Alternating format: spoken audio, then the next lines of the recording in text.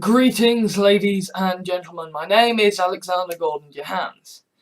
Now, as you should know, because I've done like 4 or 5 videos on this, I wrote a 30,000 word podquisition fanfic called Laura Queen of the Earth, in which a kind of sarcastic text and, essentially aliens taking over and vaporizing all the governing bodies of the world essentially results in Laura QraHrkpZeFs of the podquisition becoming Queen of the World and having to fight off this alien menace. And I think my cat wants to go out the room. Hey, baby.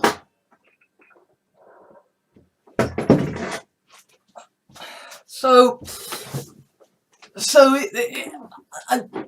basically, I wrote this thing. And I've just finished listening to the latest episode, to the latest edition of the podquisition, and it was fantastic and hilarious and a brilliant discussion randomly in the middle of what I found quite boring because I'm never going to play it or watch a Let's Play of it. In the middle of a discussion on Metal Gear Solid, Gavin and Laura got into an interesting discussion about the nature of kind of subjectivity and objectivity and kind of debating someone's subjective opinion with an objective opinion, which kind of will be sort of relevant for this, but it was genuinely, it's a very, very interesting episode. But I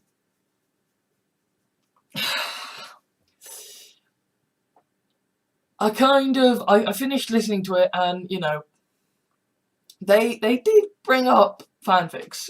They read out somebody else's fanfic, and basically I realized, oh, I basically made somebody, Gavin, kind of uncomfortable. He hasn't read it, so that's kind of good.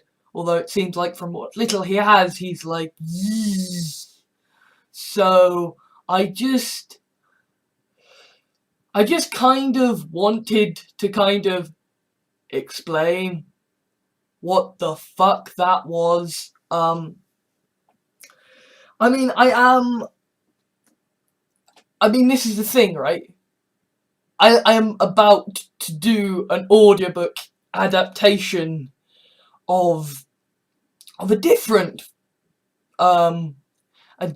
thing that kind of does tie into the end of that thing, which is arguably kind of worse, and then after that I'm gonna write a thing which again also is kind of worse. But I can entirely understand how the stuff I write is incredibly weird and fucked up. I mean, this is stuff I have massive amounts of angst about. I mean, I've done a video before on the themes and symbolism of that podcast, but I just kind of wanted to explain what the fuck it was. Why the fuck is it? Why is it so fucking weird? Well, okay, so you've got to think, okay, setting-wise, okay. So, I'm a lazy writer. I'm a lazy, pulpy writer, okay. I get the idea for doing a kind of Laura Queen of the World thing, basically because she's Laura Queen of Bucks. I throw it out there, people like the idea. And I'm like, okay, well, I do kind of have this background setting which I've got to fill out, which is this, this stretch before the start of the United Civilizations of the Multiverse, and essentially that point is when, you get into the kind of cuddly post-feminist stage of Sylphs, and it is supposed to be very oppressive beforehand, because essentially, the whole thing is United Civilizations come along and it's better. It's a better form of thing, There's corruption, there's issues, it's not perfect, and that's kind of ongoing plots within the space opera trilogy, there are problems. But fundamentally, the series in which the space opera trilogy takes place is dark and has problems with all this kind of stuff. And the old days when the Logicios vaporized the ruling bodies and said, what's up, we're in charge now, they were worse. Okay.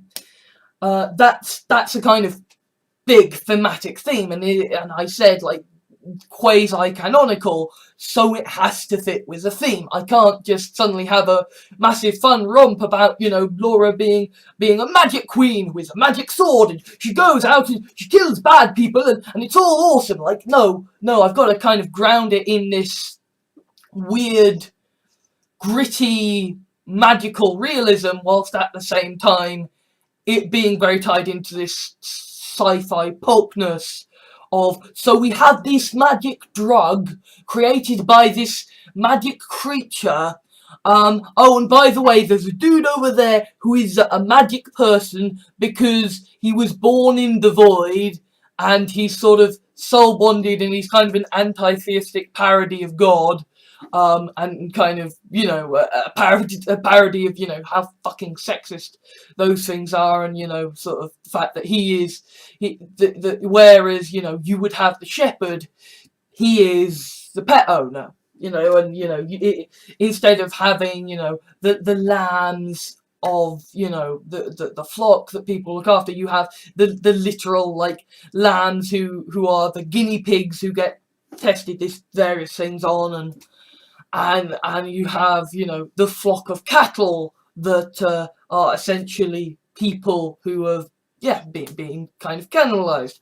And, you know, it's something I talked about in the themes and symbolism of it, of kind of this weird idea of, like, consensual cannibalism, and kind of, I mean, in fairness, is a point I kind of bring up in the story, that people do say throughout the entire thing, what the fuck is this? This is fucking evil. What the fuck are we doing?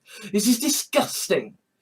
Kind of, because I'm a lapsed vegetarian, I'm quite keen to point out that, yeah, eating meat is fucking disgusting. And yeah, you can still enjoy it, you can still like your food, but you've got to fucking understand that it is goddamn disgusting. Because you are eating a living creature, right? And so, yeah, it's disgusting and weird. But at the same time, you know, you've got to think, okay, so we've got, you know, 2 video games critics and someone who makes music about video games. And they have to become the royalty of the world. And oh, by the way, there's Logicios flying above. Now, I kind of had a bit of leeway in that, okay, they're at a convention in London, because I thought, well, you know, they live different places in the world, where they're going to meet up, convention. So you've got that convenient place to kind of have them come together and kind of exhibit some kind of power, and not have things immediately fall apart, because, you know, there are smart people there. There are people from many different backgrounds. So if you need someone who can tell you how to be soldiers, you can find someone there. If you need someone to be a doctor to help you train nurses, you can find someone. If you need someone to look at alien tech and try and break it apart, you've got someone there. You know, like you can kind of, by having these kind of charismatic people at a convention, you can kind of say, oh, well, they have a chance, right? But fundamentally, it's fucking 3 video game nerds against the goddamn Logicios, against people who can rewrite the laws of physics on a fucking whim. Okay? So what have they got? Well, they've got Logicios. So what the Logicios got? What can they take off the Logicios, and what does that give them? Gives them sylph pills. Gives them albino sylph squirrels. Okay, well, what do sylphs give them? Well, they give them obedient people who regenerate at a fantastic rate. So you've now got 3 video game nerds who've got to become fucking royalty of the earth, fight off a Logisio invasion, and it's in this grim dark world, and it's got to be oppressive, and all they have is some nerds at a convention and sylph pills. They have people and they have sylph pills. Okay, I could cheat a bit because I want to kind of introduce, you know, the world of the Great Green Nothingness. I want to introduce Lucy and I want to introduce the Farshnook because I want it to kind of tie in and be canonical. So you do have Lucy stopping by and saying, so this is what you do. So this is how you make this stuff work. Okay. And, you know, I did try and kind of tie in, like, subplots and character dynamics and all this stuff. But fundamentally, right, you know, you have nerds, free video game nerds, who have to become royalty of the world and fight off an invasion, and they've got sylphs and they've got people.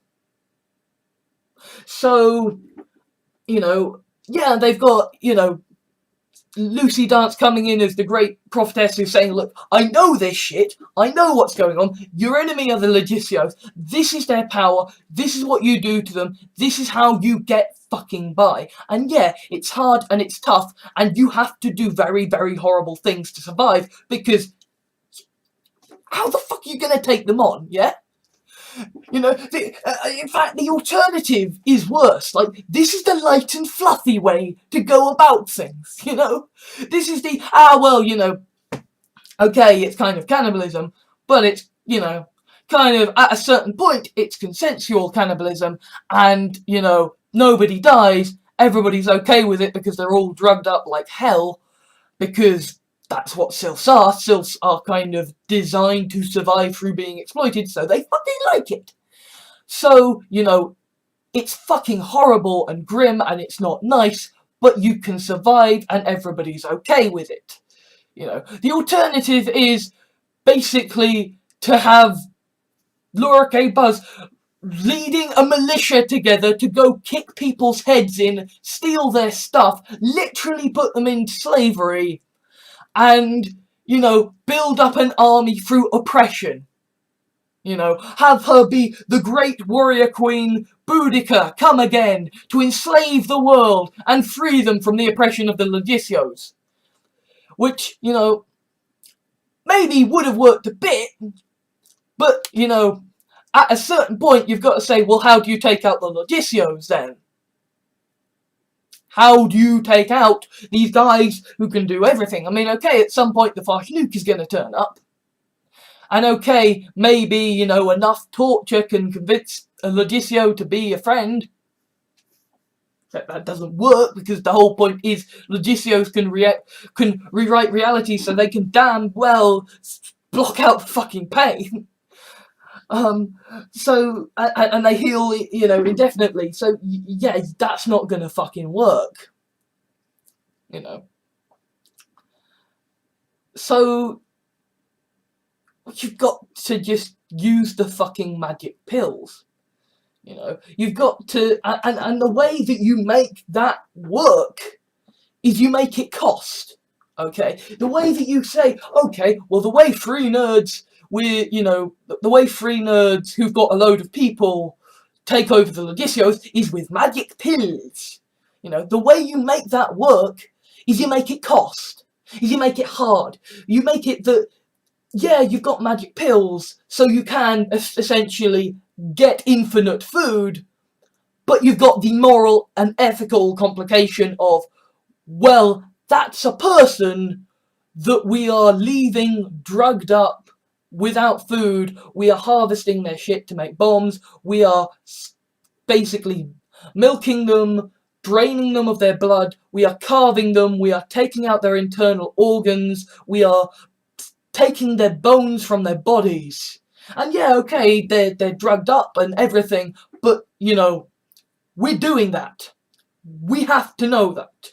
We have to be okay with that, because it's how you survive. And I bring that up, you know, like, at a certain point there is a discussion And okay, I kind of feel bad that kind of Gavin became the... See, in my head, like, Gavin's the kind of the normal, down-to-earth guy who would point out that, yeah, kind of, you know, if there is any level of consent or enjoyability and not dying, that is better than, well, we will slaughter all of the animals. But, you know, whatever, it seems like Gavin's uncomfortable, so I kind of... Well, I shouldn't have bloody written him into a story, but, you know, at the same time, I'm kind of glad that I did kind of ignore him and just let him be the great rock star pacifying the masses, sort of thing. As much as I did, but, you know, there is a conversation where they're like, well, you know, it's kind of consensual, so, you know, basically, we have to live with this shit, we have to eat this shit, day in, day out, how do we fucking sleep at night? But there is a point later on where, you know, the Farshnuk turns up and he develops a cure. Well, he more discovers a cure that Lucy found. And you have the point brought up where it's like, we don't, you know, we've not done this because, well, we like it, you know, we're doing this because if we stop doing it, people die, you know. Fundamentally, that's what it is, you know. Yeah, it's consensual, but if we stop doing it, people die. You know, that's what it is. That's survival. That's grim, dark fucking survival, and that's how you make fucking free nerds become royalty of the earth via magic pills and have it be okay, is because it fucking costs, you know. How do you account for essentially having the, you know, having the good guys, you know, win over the majority of planet Earth without having the big wars, without having all of that bloodshed and everybody dying? Well, you have a grotesque, graphic sacrifice that can be reversed later, but is so heavy on the mind, that is so shocking, that it feels weighty. Okay. And, you know, the fact that essentially you get, you know, the way they get the Seg hats, and the Seg hats and the quantum oscillators are what get them the dragons, or what get them the Seg hats, or what get them their own version of the Legitios, and really, that's the point when, you know, they're bootstrapping up. Like, you know, Lucy gives them, you know, Lucy gives them, like, an army, gives them a cavalry force, a navy, and an air force, you know, with the, you know, the thoroughbreds, the mermaids, and the pterodactyls. But fundamentally, right, you know, that can help them secure territory and, you know, keep lines of communication open and stuff like that. But if they want to bring the fight to the Legitios, they need bombs, and they need Seg hats, they need dragons. So that's got to fucking cost. And if you're gonna make that happen, you know, yeah, the easy way is, well, they've got Legitios, you know, Legitios are gonna have a Seg hat squirreled away somewhere, you know. Well, you've gotta make that cost. You know, from a story writing point of view, they can't just ask the Legitios really nicely. They can't just, you know, kick the Legitios hard enough and the Legitios say, oh, here it is. You know, it's got to fucking cost. So you have Lucy sacrificing a woman, you know, in this kind of ritualistic, you know, love turns to murder sort of performance piece that the Legitio knows is a performance piece, but it buys into that sense of, you think you can fool me, well actually I'm fooling you, well actually I'm fooling you, you know, sort of element where the Legitio kind of becomes obedient through thinking that he's won, you know. And so you kind of, you have the cost in terms of this is something grotesque and sickening happening, and the way you kind of get away with it is that well, no, not the way you have this grotesque and sickening thing happening, and you have then this battle of wits that is opened up because of that. Okay, like you make what on one level is kind of a relatively simple thing of essentially, Lucy saying, well, I need to go out of this story to continue traveling the multiverse. You can help me do all these things and, maybe you'll have a chance to tame me. And you have to spin that in such a way that it feels like a fucking weighty thing. You have to make it feel like a shock. You have to make it feel like a loss. Okay, and that's part of why you have the kind of ongoing, unresolved taming tension, as I kind of refer to it in the story, between Lucy and Laura, in the sense that immediately after you have that scene of essentially Lucy sacrificing Sally and sacrificing, this other woman, and essentially this horrible scene, right? Immediately, you go to Lucy, tying things up with Laura, and kind of them having a kind of resolution to the unresolved taming tension, so that you see, so that, it has an impact. Okay, so that you kind of, you wonder what could have been, like, so you get, it's like a chaste fucking kiss, it's that kind of thing of just a hint of a tease of they could be something, and now she's got to go. And she's got to go away with this horrible person. And she's doing it for Laura so that she doesn't have to worry about America or North Korea or, China or Russia or anybody. Like, she's doing it. And so you're tying that in with the kind of the personal weight of it. You're tying the shock of the reader, the kind of shock kind of payment for the Seghats into the loss of that shipping potential, and then you get the Farshnook, and what I think is the most disturbing scene of the entire thing, because it was the most disturbing scene for me to write. Like, I genuinely felt sickened writing it, okay, which is a scene where essentially the Farshnook removes and destroys someone's brain, okay, and it's not just anyone's brain. Like, he's the Farshnook, he is the great, the great tamer. It's, he is the champion of the Sylphs. His whole thing is that essentially he sees everyone as a pet to be. He sees basically the entirety of the human race as like little kittens.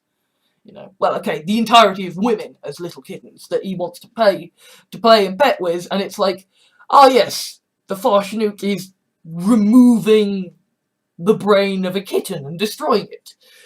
And it's this thing that for the character is utterly horrific. For us, for me to write, and I hope for you reading it, it's utterly horrific and disgusting. And of course, out of that, you get the cure for the Sylph pill. Out of that, you get, hey, we've got explosives now. We've got explosives. We solved the issue of essentially having to keep these people victims of the Logicios as our cattle by essentially attracting a load of people through essentially the Farshnuk being to say, okay, I've got the cure, so you don't have to worry now, you can sign up, it's fine, you know. Essentially, from that point on, you know, you're not so much asking people to sacrifice themselves. They are essentially saying, okay, I'm going to take this pill for 5 years, I'm essentially going to be gone from the world, and when I come back in 5 years, you know, you will have gotten all you need out of me. And it's kind of, again, it's a very grim and dark thing, but it's better than the old system, you know. And also, because of the explosives, they now have the ability to farm crops, you know, because that's the big thing, you know. It's all I suppose kind of the way I was writing that story is it's kind of the kind of the increase and sort of gameplay expansion of complete the monument adventure maps in Minecraft, in the sense that, you know, it's all about getting set up. You know, you start off with limited resources, and it's about getting the next resource, getting the next resource, getting the next resource, and the next resource, and the next resource. Okay, so, you know, it's, and really that is it. Okay, it's, they start off with nothing, no idea, no plan, no leader, fuck all. You know, then they've got a leader, then they've got a rough idea what they're doing, then they've got a kind of council of what they're going to do, then Lucy turns up, and it's like, okay, you've got guinea pigs so you can test stuff on, so you've got a procedure, okay, you've got, and then it's okay, you've got cattle now, you know now how to turn people into cattle, so you've got a way to keep your people alive. Okay, you've got food. Then, you know, it's a case of, okay, oh yeah, you've also got essentially this, you know, the superhero thing, which is you now have a pill that, yeah, it's horrible, but it means someone can essentially lay an egg that will hatch out into a clone of them with their memories up to the point of laying that egg. You know, doesn't make any sense biologically, but again, the way you kind of excuse that is by having that emotional cost. Okay, it might not make sense scientifically, because it really fucking doesn't, but it costs. It has an emotional fucking weight. So it doesn't feel like a cheat, because it feels like, you know, there has been enough suffering to earn some good stuff. Okay. So, therefore, you've got this thing. And I didn't pay off that, although I suppose it is kind of a foreshadowing, and you do kind of get a sort of, you know, rule of 3 before finally Lucy comes back at the end as a hatchling. But, you know, that was going to be a much bigger thing, because obviously that's Lucy's whole thing, is she is destined to be a burning sylph, you know, a hatchling, you know. She's destined to be the Farshnuk's great legacy, who can fight on the frontier of every single battlefield, and lead every single battlefield, because she can literally be everywhere by virtue of her being an egg-laying sylph. So that's kind of that foreshadowing. But then you also get into the, okay, so now we have the, then you get into the kind of, okay, you can milk these cattle, you can carve them, you can bleed them, so you've got your food. And then you get into the, okay, well, you've got sacks, so you've got tons of these people, you've got tons of these cattle, okay, you've got a fucking fuck ton of this place, you've got tons of food. Okay, and then it's the discovery of the albino sylph squirrel. And then, okay, you get your thoroughbreds, you kind of your cavalry forces, your workhorses. You've got your mermaids, who are your navy, who can swim and do all the stuff that needs to be done underwater or through the water or whatever, you know. You've got an air force in the form of the pterodactyls, and you have the genetic resets, or the cure, but essentially the genetic resets, when they're first introduced, you know, there is kind of, it plays into the kind of character kind of concept, and to be honest, the one really big fanfic aspect of, you know, I have this thing, it's part of Sylph lore, you know, kind of convenient way to make lovely Laura all better all in all ways sort of thing. Kind of like, hey, so there's this thing that sort of helps people in this way, sort of, yeah, it's there. Wink wink, nudge nudge. But also, more importantly, right, it's at Nine Worlds Geek Fest convention. You've got a lot of people there who aren't confined to, you know, the gender binaries, okay? And you've got a lot of people in the world who do that, okay? And the big thing you've got is, okay, you are essentially being a dictator, because that's what royalty is, trying to lead a revolution against aliens. And the way you're surviving is through cannibalism. People's mental health is a big fucking issue. So, with the genetic resets, people who are trans, people who are gender fluid, can have that element of themselves sorted. Okay? So you've got a mental health issue crossed off the board, and oh yeah, you've got a selling point, a piece of propaganda. Come to us, we have the cure for being trans, we have the cure for gender fluid that will let you transform your body to the way you feel inside. Okay? Which is, again, it's like ratcheting up resources. It's like going from only having wood to suddenly getting cobble. It's that kind of, exponential increase of stuff. And then, you know, then you get the Farshnook turn up, okay? Well, you get the, you know, Lucy leaving, which is all basically about the cost. About the cost of what is to come. Because this is right near the end. This is three quarters of the way through. So the ending is going to come. So this is where you get the cost. This is where you get Lucy sacrificing someone, essentially playing with you know, Sally's heart, with leaving her to kind of burn and suffer by a fucked up Legicio. You have her basically saying, yeah, I'm gonna live for, you know, a year with a goddamn psychopath who is going to be spending the entire time trying to tame me. This is going to go fucking well. And of course, you know, that backfires and she ends up, well, fridged. And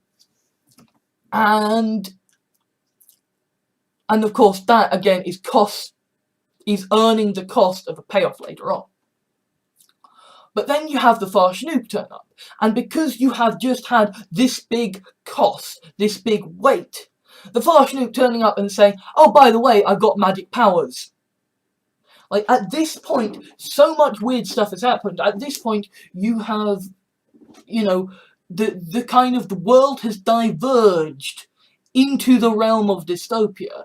You've got the bigger on the inside of the Saga. You've got, you know, the burning sylphs. You've got thoroughbred sylphs, pterodactyls, mermaids. You've got the Legicios. You've got people who can regenerate, you know, kind of instantly, quickly. You know, redundancy of redundancy. But you know, at this point, you know, enough exponential shit has happened that when the Farshnook turns up and he's just like, I'm magic, I can see your aura. You know, I have this magical ability to see your aura and take you to a parallel, you know, well, take you outside the universe, which is an established part of, you know, the mythology of the Farshnook, because his kind of superpower is genre savviness. He can literally see the keystream. he turns up and he turns everything on its head. In the sense that the Farshnook is, his whole thing is that he's the reason the Logicios exist. I mean, okay, now they kind of exist to fight the sectagnoids, and that's why they're tolerated. But, he created the Logicios, and the Logicios kind of, their main mission, when they're not fighting sectagnoids, is to kind of hunt Farshnooks. So, his turning up is when things can wrap up. It's kind of, it's that moment when the Doctor turns up, and it's like, it's that moment in the Virgin New Adventure where the Doctor suddenly turns up, and it's like, oh, we're at the end now. Oh, good. Because the Farshnook does basically turn up and swiftly realise, it's kind of like, okay, you want bombs. Well, you've got Sylphs. Sylph shit. Shit contains excrement. You've got tons of Sylphs who are shitting all the time. And excrement gives off methane, which is explosive. We need a way to farm explosives and to extract the explosive potential. And then you have, first you have the cure. And that kind of is important because it means this isn't a sacrifice anymore. It means that this isn't a sacrifice, this is temporary, this is not as horrible as it was before, therefore more people are going to be willing to sign up to it, therefore, the amount of people who are going to be willing to sign up are going to increase. Okay, because apart from anything else, right, if you live in a grim dark world where to survive you have to eat meat carved from somebody, you might find yourself saying, well, I can either, fight in the coming war and, eat meat and drink milk and blood made from people who have basically been drugged and, all they are doing is, standing on their hands and knees in, in fucking factory kind of accommodation where they have no personal space, being, milked and bled and carved and having their internal organs pulled out and having their bones pulled out, I can either live in this society or I can do my bit for the good of this society and not have to think for years that this is a problem. It's that sort of thing of like, I will sign up for blissful oblivion so I don't have to think about this world and live in this world. Yes, I will do that. It's like in the culture where people, sign up for cryosleep or whatever, just, I don't want to live in this world anymore.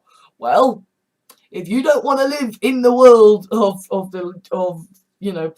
eating sylph meat and, fighting in the coming revolution, and kind of basically working for free because, oh yeah, kind of queens, royalty is ruling, you're basically in a dictatorship society, albeit kind of nice dictatorship society that's like, we will feed the poor.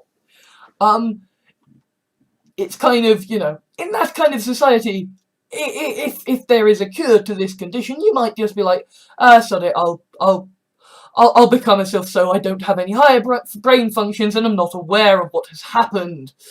And so that's kind of a big thing, is there is a cure now. And again, that has weight, that has consequence, that causes fuck-ups within the society because how the fuck do we do this? And again, it's a case of, you've got to give the Farshnook a quantum oscillator, there has to be a cost. It has to weigh on his mind. It can't be easy. It can't just be the Farshnook turns up, gets quantum oscillator and solves everything. Okay, it is, because that's kind of what he does, because he's a Farshnook and he's just that fucking good, and you give him a quantum oscillator and it's like, it's giving the Doctor a sonic screwdriver and a TARDIS, it's that kind of thing of just, you're giving him what makes him fucking brilliant. But, again, that's got a cost. So essentially you have Gavin and the Farshnuk, you know, having a great quantum oscillator wand duel, sort of. You know, with Gavin being like, I will explode a building on your head, and the Farshnuk just being like, yeah, but I'm magic though in it. I'm magic though, and I know that we're in the world of farshnuk.blogspot.co.uk, so it's kind of biased in my favour because I am Mr. Magic Man. And, you know, that kind of insufferable, you know, obnoxious confidence that he is literally genre aware. And kind of that backfiring in his ass when he goes to see Laura and kind of gives her a what the hell hero speech, only to realise, oh shit, this is my fault. Ah, fuck. I can't be trusted. She's gonna kill me now, isn't she? Yep, she's gonna kill me. Okay, well, you know what? Fuck it. I deserve to die. And then you cut back from, you know, essentially the Farshnuk accepting death to then, you know, to then, you know, Lucy dying, to the Lodicio's, well, to Lucy fridging and going on with that story, and to essentially the Lodicio being betrayed because, hey, it turns out that, you know, this mouse we forgot about, this naked man we forgot about, yeah, he's here, he's got a quantum oscillator, and he's gonna kick your ass, throw you out into a fucking black hole. And then you cut back, and it's like, okay, we've had cost, we've had recovery, it could go any way now. Memory gun. You now get to have the quantum oscillator. Goddamn, do your thing. And then you get, then basically they win. Kind of at that point you have the Farshnuk being like, okay, I can die now. You know, it's that moment of death and rebirth. Essentially, the Farshnuk, you know, is cocky as brass, does a very horrible thing, and essentially accepts death. It doesn't come, and then he's like, okay, well, I'm saving the day now. And that's when Sally and Jeff Pottershark turn up. And it's like, we've got a Seg hat. We've got a Seg hat now. We know how to fly the Seg hat because these people have flown the Seg hat home. You know? We have a Seg hat. We have a quantum oscillator. We have the cure. We have the Sylph pill. We have the man who created a conspiracy to exploit people as a Sylph pill. Because that's kind of, well, spoilers, I suppose, for the coming series. Like, that's the new series I am working on, is kind of essentially the Farshnuk set in this world where the Farshnuk created a great conspiracy in which kind of killing and eating women was okay. Like, this is his whole thing. This is the Farshnuk's raison d'etre, is Sylphs. And he now is in a society where they are surviving on Sylph meat, where they need more of it consensually, and where they need explosives to create farmland. The Farshnuk tames women like some people smoke cigarettes. It's literally an addiction to him. He's got a fuck ton of Sylph potions because it's basically an infinite number. And, oh yeah, on top of all of that, there's a cure. And he's got a Seg hat. And he's got a quantum oscillator. And there is an entire sort of mini, basically London ready to support him for as long as he needs to wait. And so that's the moment when, okay, he gets a fuck ton of Sylphs. He gets an awful fuck ton of Sylphs. And he gets them all signing up to kind of be cattle. So you solve the food crisis. Okay, you get the explosives needed to clear away the tarmac from the runways, to create farmland, so that people can, eat some fucking fruit and veg for once. And then from that moment, you can build a society. From that moment, it's like getting iron in an adventure map. It's that moment of now we can make buckets. Now we can make, iron up. Now we can make decent fucking armor. Now we can make decent weaponry. Now we can, now we can, make flint and steel and set people light and, do all this stuff. Now you have got the last element of the armory. It's not endgame gear yet, but you can now do everything that can be done. Not necessarily to the best, but you can do everything. Okay. So from this point onwards, you can basically say 6 weeks onwards, and, and Laura has basically, taken over Britain. She's taken over the world, and they're building this great fleet. You can do that because essentially there has been so much cost, and it makes that cost has resulted in the perfect storm that then allows this to happen and to build up these resources. And because at the same time they are still they still only have one Saga. I mean, okay, they've got, a couple of quantum oscillators. They can, maybe make more quantum oscillators, but fundamentally, they've got one Saga. Okay. The Logicios aren't fucking scared of one fast nuke and one Saga. Okay. Yeah, they're building up this massive, navy. They're building up this massive cavalry, this massive infantry across the world.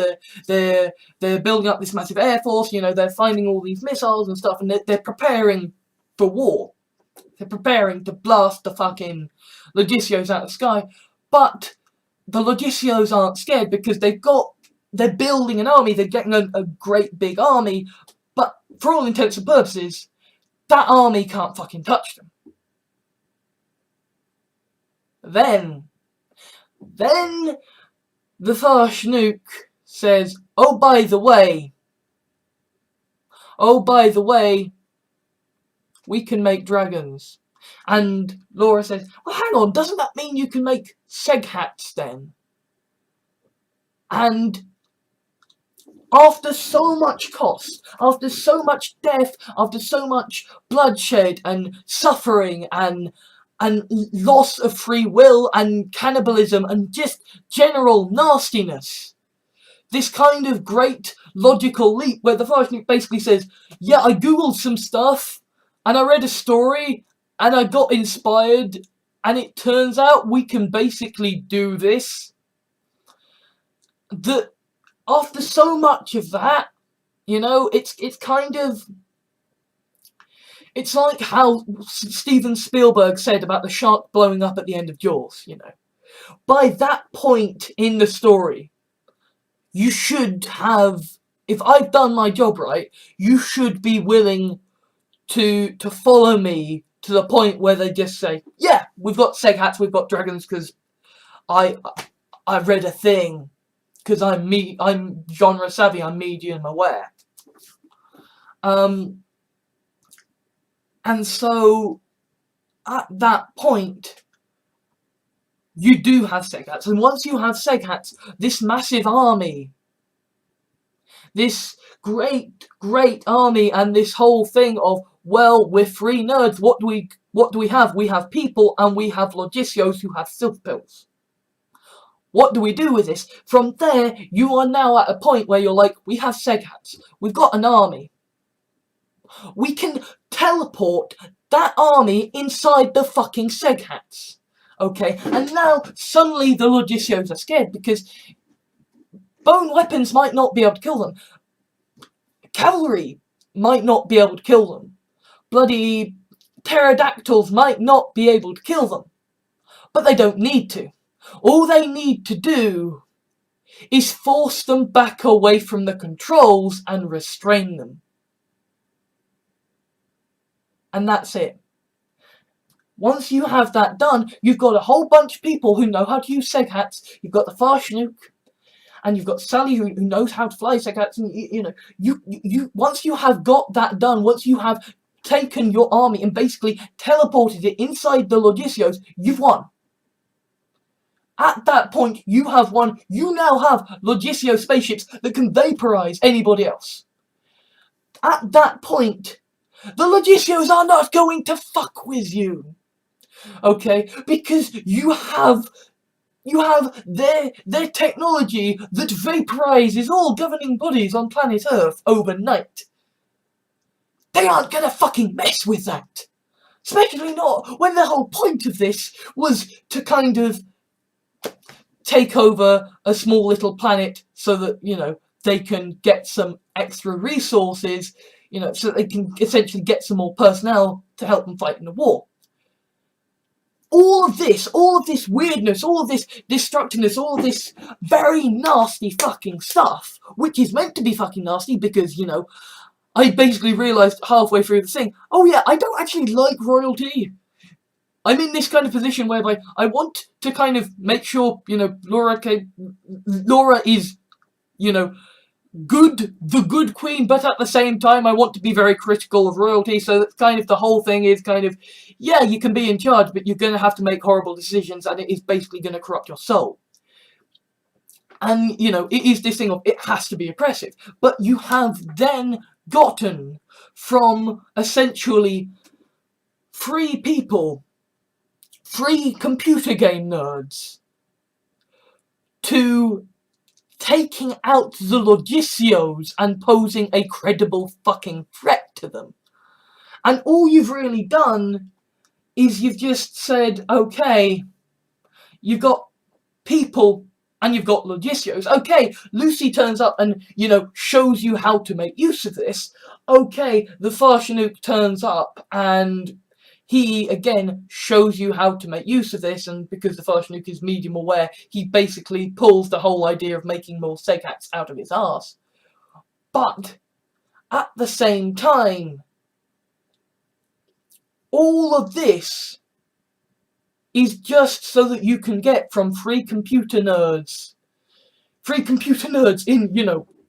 today, because it's set, next year, this is how you get from free computer nerds who have people to ruling the fucking Logicios. And yes, it's hard and it's tough and it's disgusting and it was fucking horrible for me to write. But that's the fucking point. Yeah. Revolutions are not light and fluffy. And at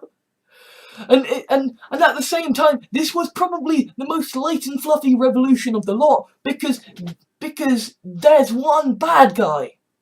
And those bad guys are completely otherized. They don't get names, and they do the most abhorrent things. Okay, there is no warring against all these different countries. There is no fighting over resources. Nobody actually dies. But it feels horrible. It feels weighty. And I like that. The one thing that, obviously, I felt at the time guilty for kind of not including Gavin so much, but now I kind of feel guilty for including him as much as I did. Maybe Gavin just should have not been able to make the convention. Maybe that's it. But yeah, anyway, the point is that because I had that reservation, but the biggest reservation I actually had, aside from, so this is the weird world of the Farshnook, is kind of like the fact that I am the kind of guy who is like, well, the Farshnook is genre savvy, and he's got a seghat, so he's gonna go back in time and save Sirius Black from falling through the, you know, curtain of death or whatever the fuck it was in Order of the Phoenix. You know, I've got Lucy, I've got, you know, the Sylph Pill, which has this part of the law that, you know, it does allow sort of people to change genders. You know, one of my favourite people is in this fanfic, and she could benefit from that. And sort of mentioning that in a kind of subtle way as kind of a story beat, because just in this grimness of reality, I just kind of wanted to say, like, but help you.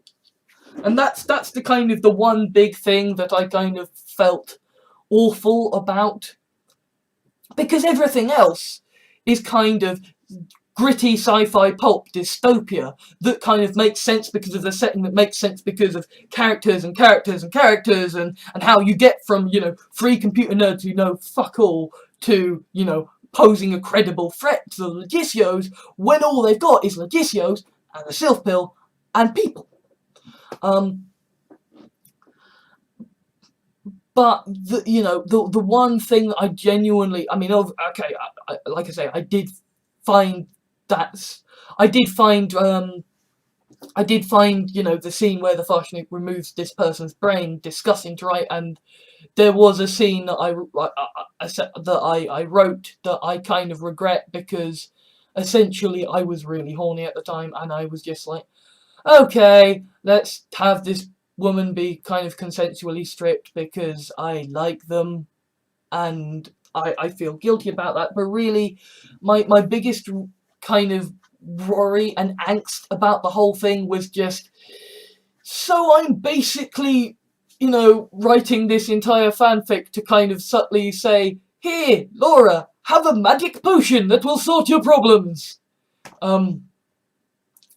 So yeah, that's kind of the biggest, you know, takeaway from me. After explaining all of that and how, you know, all of this weird, grim stuff kind of makes sense to me from my perspective as a writer, the one thing that did feel like basically overstepping a line a bit, but I kind of, because I just really wanted to fucking help, and it's like, well, you're a character in my fiction, and I can't not want to help you in this fiction. So, that's the one bit that I do kind of angst about, is just like, kind of, you know, in the middle of this grim, dark thing, just kind of basically being like, oh yeah, by the way, my fiction cures your deep, very real problem. That's the one thing that I genuinely feel kind of dodgy about, because it's a real world thing that's fucking horrible. But at the same time, that was true fanboy. That was kind of true fanboy. But the Farshnuk can make it better.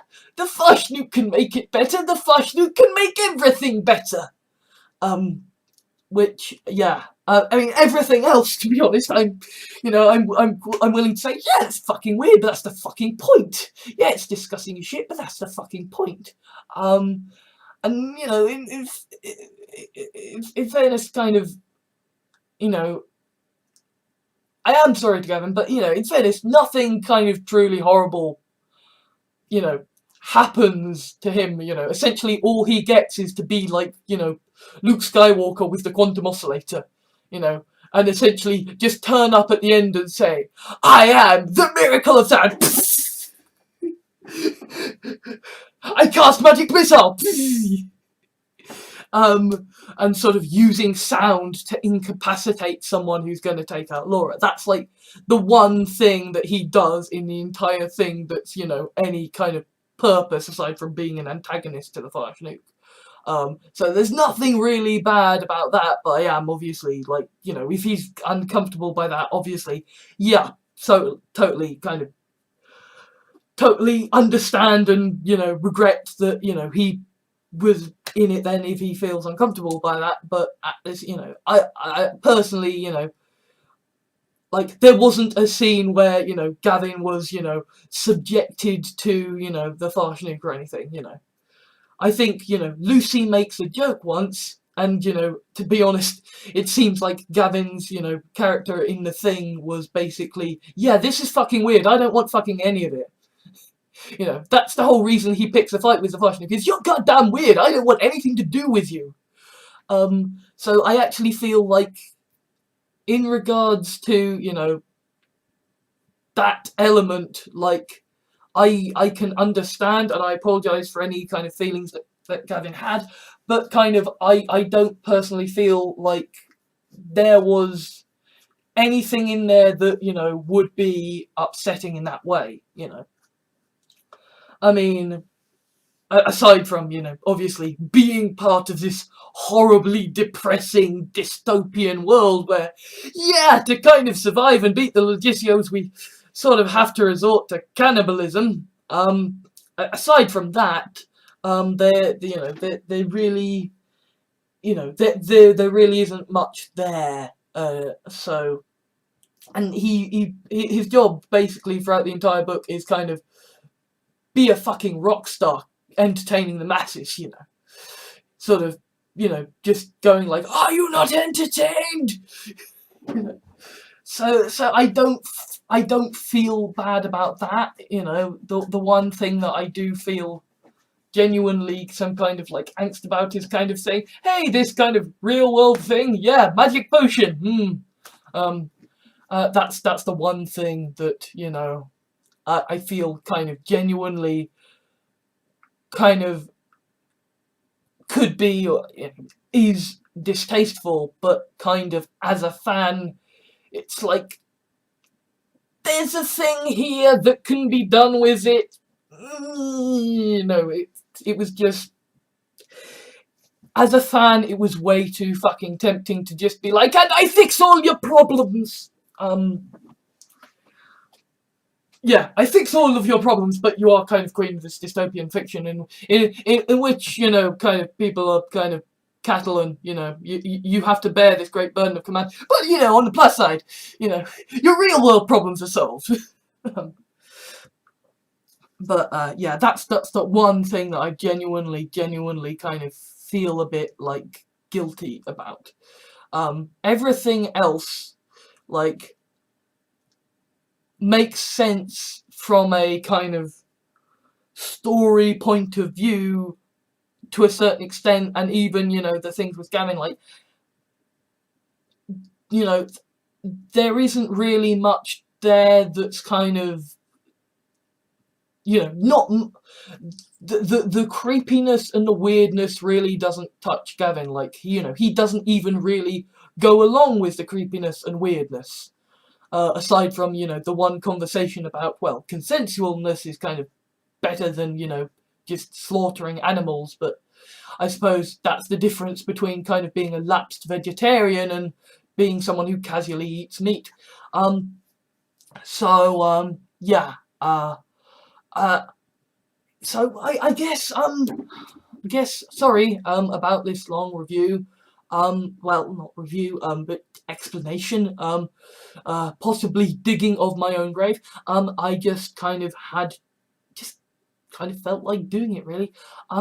So anyway, without further ado, actually I might have a pause and watch some SF Debris, because it's been a rather long video and I've got to upload it and add things to it.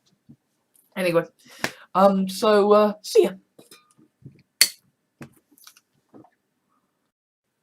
Thank you, ladies and gentlemen. If you could please like, favourite, comment, subscribe. Even if you dislike the video, leave a dislike, it helps. If you can watch my videos without ad block, or, you know, whitelist them so ads will be shown, that'll be a help. If you can donate to my Patreon at patreon.com/Farshnuk, that is Farshnuk, just FARSHNUKE. There'll be a link below the video. If you can donate $1 or $2 every month to my Patreon, it honestly will be a tremendous help. If you can watch my videos without ad block, it will be a tremendous help. Please, honestly, genuinely, it will help me so much. It will mean that I can live and, you know, produce more videos that you guys love and produce more writing that you love. So without further ado, then I've got a Facebook fan page which you can find by just searching Alexander Gordon Johans. You might end up adding me as a friend by accident, but it's okay, I'll send you the link. It's fine. And yeah, I suppose there is nothing left to say except that I am fully anti-austerity. I believe that America should fucking ban its guns, and I believe that we need to legalize and tax the crap out of guns and prostitution. I've been Alex Johans. Goodbye.